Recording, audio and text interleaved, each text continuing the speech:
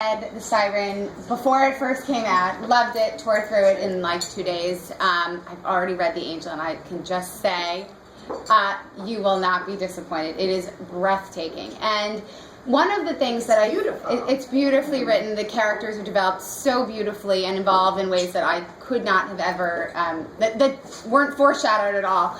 And I think more importantly for me, I am someone who always attempts to normalize the conversation around sex and sexuality.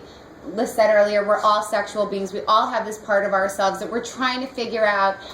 We've grown up with a lot of bullshit about sex, especially as men certainly get a dose of it, but the sexual double standard we see in our lives every day. Sometimes we inadvertently perpetuate it with our own children or the people in our lives. And I think that all of that contributes to why we really can't communicate our own needs and about health, and even why we don't talk to doctors about our sex lives, right? So one of the things, though, that I have to say I love about Tiffany's books, and why I was so excited to meet her in person, because I did tweet her immediately after I read all the books, is that I feel badly that we have to have a genre called erotica, because the truth of the matter for me is that I read this book like any other book that I've ever read. It wasn't about the sex. It was thrilling, and it was characters, and it was dramatic, and it had, it kept my anxiety level up in all the right ways, which is why I read The Siren in less than 24 hours, much to the chagrin of the people in my life, like my small children and husband, who wondered why I would leave the room.